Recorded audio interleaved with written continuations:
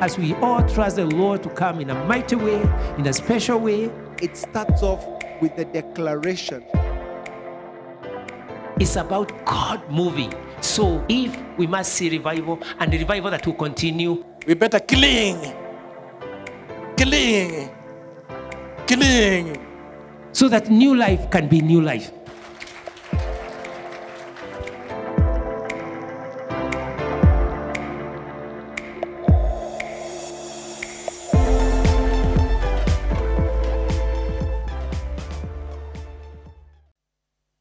Praise the Lord. I again want to introduce myself. I'm Pastor Isaac Muriuki. I pastor Umoja Crisco Church. Let's pray as we start the service. Our Heavenly Father, in the name of Jesus Christ, again, we rejoice that you've given us another golden opportunity to share your word. We thank you, Lord. We know that, Father, you really love us, and that's the reason you've given us this opportunity. And so we glorify your name and honor you in this moment and pray that your presence be with us, your presence be upon every listener of this message, that our Lord will gain from it and will be changed, not just getting head knowledge, but we shall be transformed in our hearts, and we shall be a better people, peacemakers, our Lord, even as the word is saying and commanding us. We thank you and we bless you. In Jesus' name we pray. Amen. In our last message, we learned a number of things about peace, and the topic was and still is making peace with all men. This is a command from God that we should make peace with all men. And we saw in the book of Romans 12:18 was a main line that the Bible says that if it is possible, as much as lies within you, that live peaceably with all men. It's a command. It's the Lord desires that we live peaceably with all men. And we learned that peace is such a valuable factor in life. It's so important that even God himself has a name as Jehovah Shalom, the God of peace. And we also discover that Jesus Christ himself is the Prince of Peace. And we discover that Jesus actually is the one who makes peace between us and God. And so peace is such an important topic that we should even spend much more time even learning about it. It is recorded 237 times in the Old Testament and 91 times in the whole of the New Testament. Actually, in the New Testament, is only one book that does not mention peace. The rest of the books, there is the word peace in all those books. So it's such an important topic. And we discovered that we can even adopt greetings as Christians. Shalom Aleikum. Shalom Aleikum, what does it mean? Shalom Aleikum means being upon you, or peace be upon you, or well-being being upon you. So we can adopt, instead of just other greetings, sometimes they don't have meaning, we can adopt these. Shalom Aleikum. So if you're near somebody as you listen to this message, tell them Shalom Aleikum.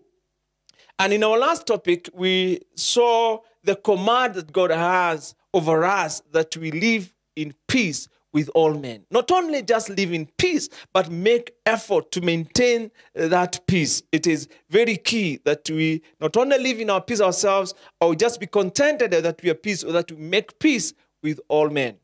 And we saw a few principles. We looked at one principle of how to make peace with all men, because we will be wronged by many people, even church members, even those people we thought they were so spiritual.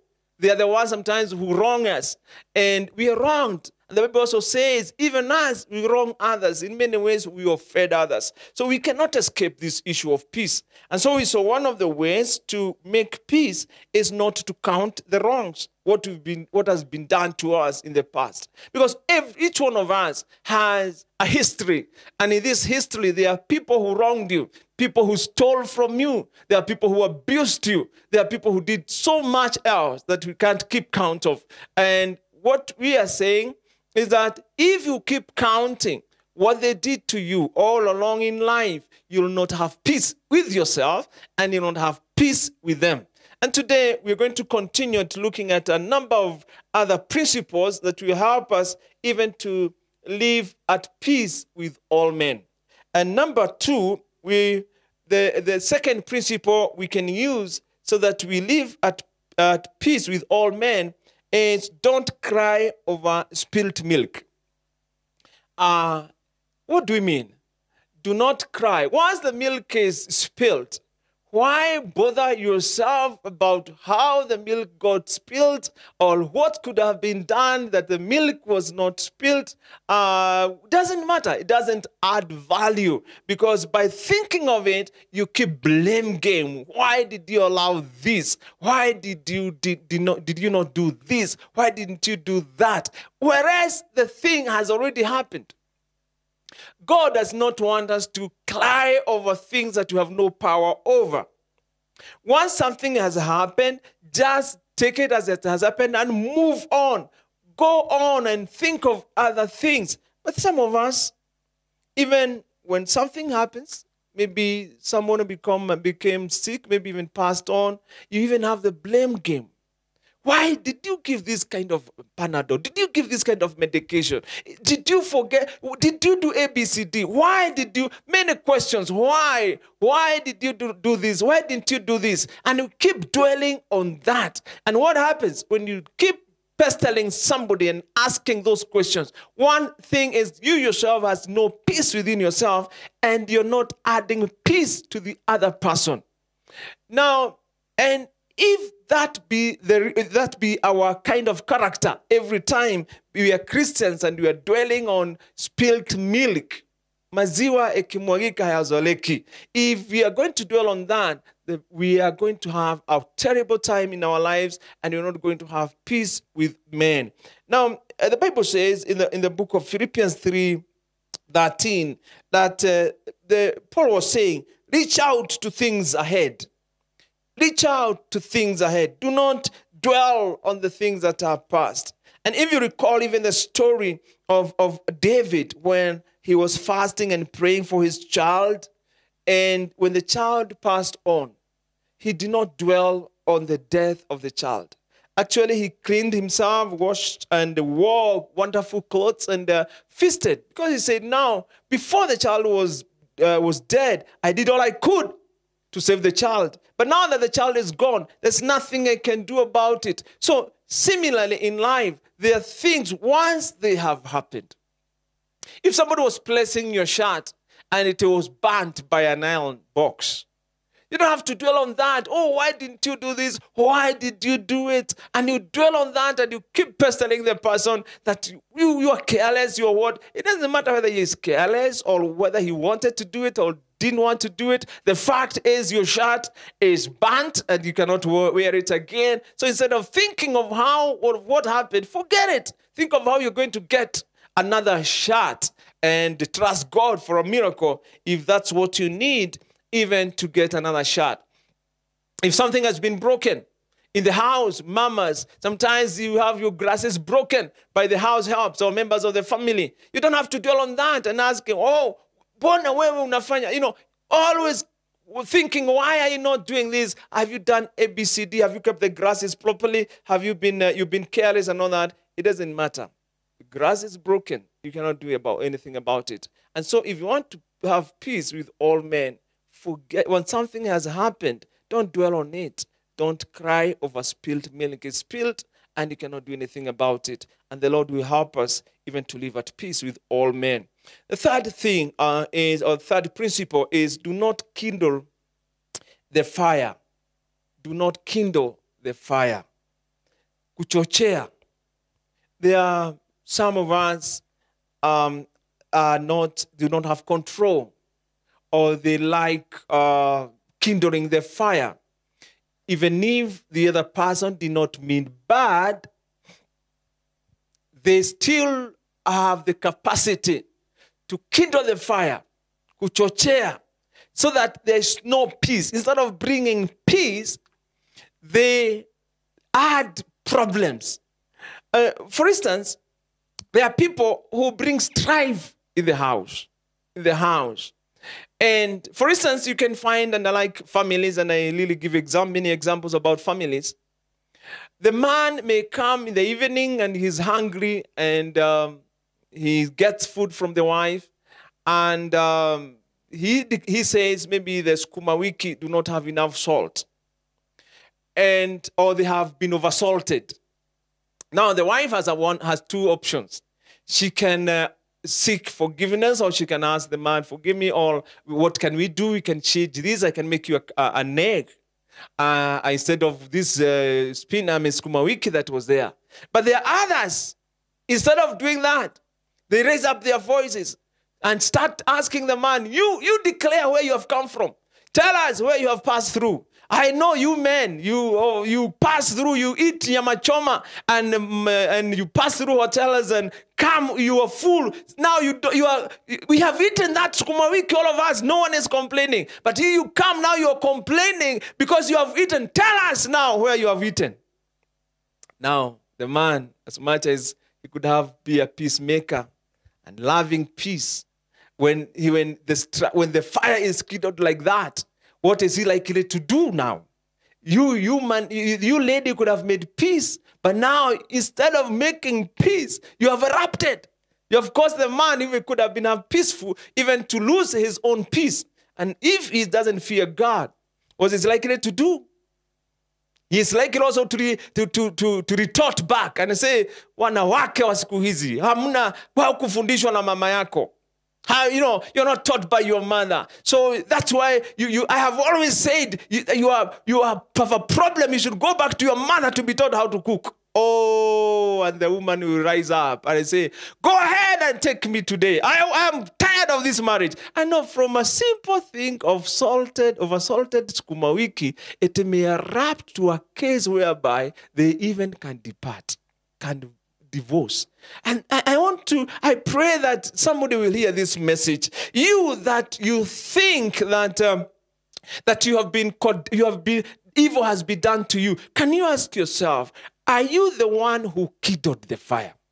Are you the one who when they were, instead of cooling the fire, you added paraffin or petrol and it blew up, and now you can no longer be at peace with your husband or your wife? I've been listening to messages of how families are breaking, and if you're very keen, you discover is that many of the people is that because they have lacked this knowledge of making peace with all men. The Bible says in the book of Proverbs, chapter 26 and verses 21, as charcoal to embers and as wood to fire, so is a quarrelsome man, and I say also woman, for kindling strife. It is possible to cool a possible quarrel and put it off by simply not adding paraffin or petrol to the problem, to the fire that is burning. Sometimes there are people who are looking into that. Somebody maybe have had other issues and comes home and is unhappy. He's a bit angered and is looking for an opportunity. But you should be the wise person. If this person provokes you a bit, instead of adding fire, you should be the one to cool it down. No, like I was giving an example. If the man says, "Oh, the sugar is salt, the sukuma wiki is oversalted," just tell her, "Okay, sorry, so and so. We can do something else. What do you want to take?" Oh, this man, however angry he must have been, or he could have been, this man will cool down. He even say, "Don't worry, I'll eat. And no, what he's saying, maybe his anger has been put down, and now you can be at peace with one another instead of causing strife. Number four, we are saying, taking the second position and seeking forgiveness. Oh, I love this. Taking the second position and seeking forgiveness. The challenge with many of us, why we cannot have peace with all men, is that we all want to be seen to be powerful or to hold the first position. We imagine that we should always be recognized. We imagine that we are being undermined. And so whenever we are in a situation that is causing strife, instead of yielding to take the second position and seeking forgiveness, we find ourselves erupting or want to show our might or show our position in the family. And this can be the man, can be the woman, can be a child. And what happens?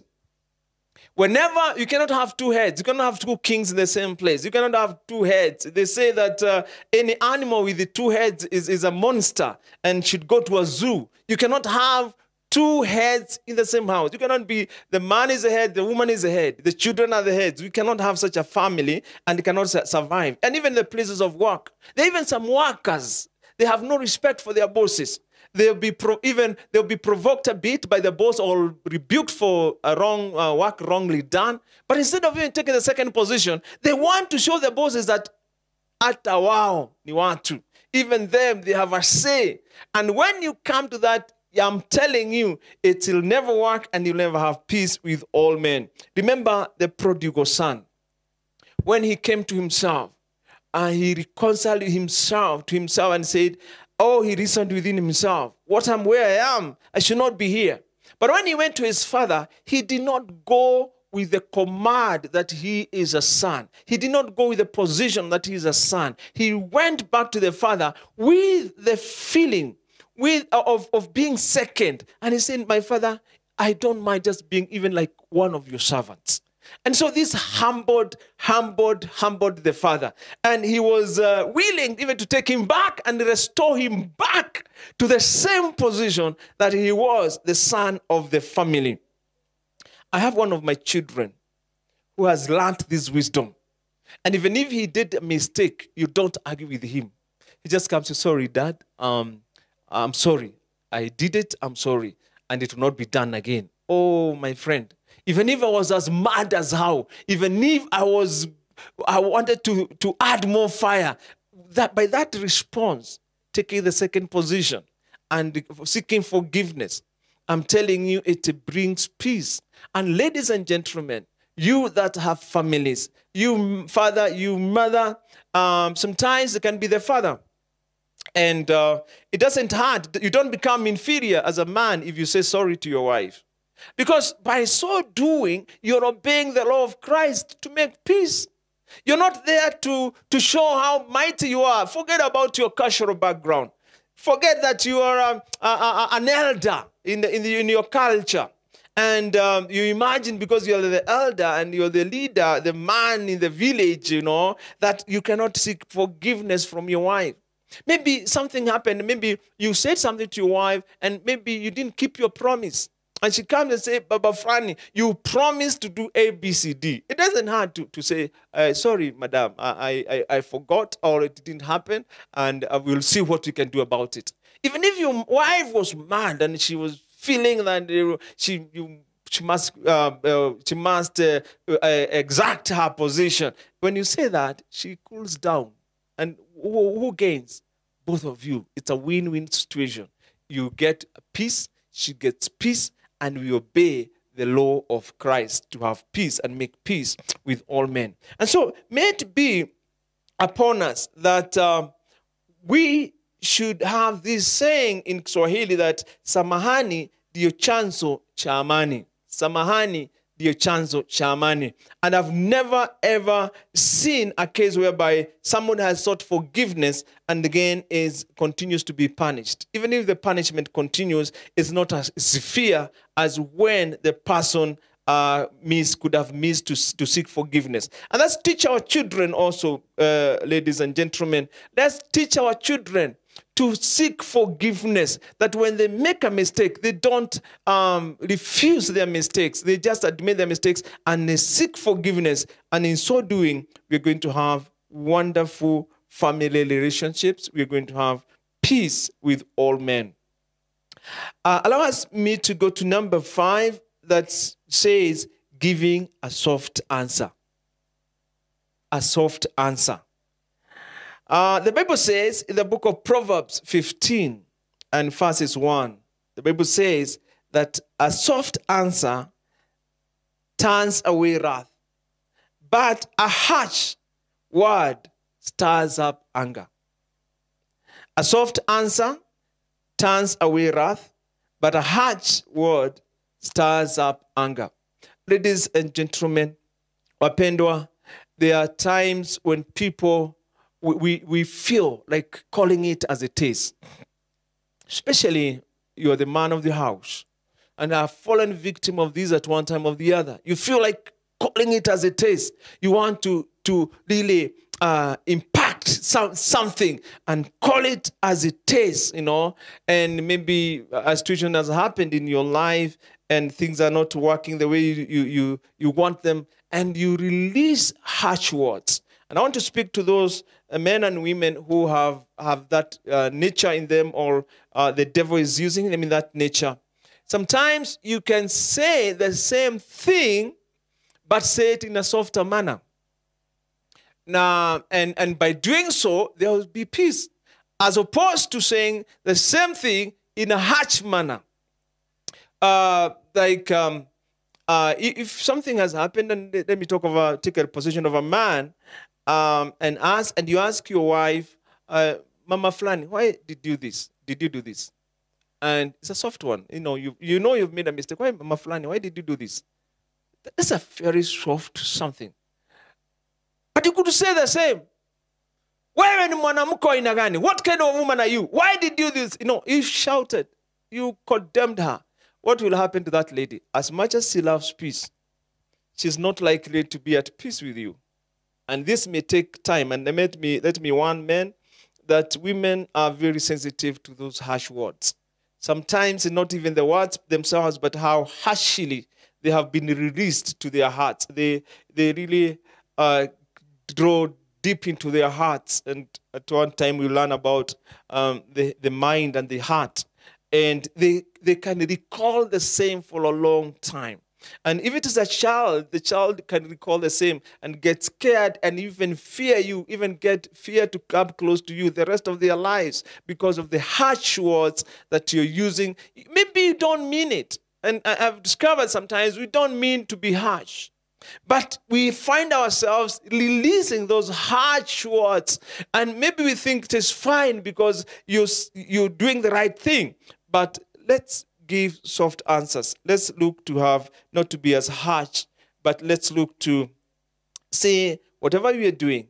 I met one CEO sometime somewhere in Tanzania. And he was a very focused CEO and actually managing an airline.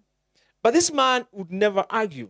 He was not the person that will ever shout. And even as members of staff, has so-and-so ever shouted? No, he never shouts. And even when he is so mad, he would go to an office and softly say, I think we should give this person a letter. We should write this person a letter of warning. Never shout. And he was a very effective CEO. And he managed things, but never shouting. But your shouting does not mean that you become more effective in what you're doing. In your shouting doesn't mean that you'll achieve better than you could by giving a soft answer. And let it be a lesson to us that whenever we find in situations when we should erupt, may the Holy Spirit, the grace of God be upon us, that we be able to release a soft answer so that we may have peace. Not that we become cheaper or less men and less influential, but because we want to make peace with all men, without which we shall not see God. If without peace, we'll never see God. And so let's pray as we conclude on this message of today in the name of the Lord. Father, in Jesus' name, again, we thank you. Again, for these wonderful principles that you're teaching us to live at peace with all men. Peace with all men is a command that you've given us, Lord. Help us to really internalize and learn these principles and be transformed, that your name may be exalted and that it may please you, and your name shall be glorified in our lives. For we pray this in Jesus' name. Amen.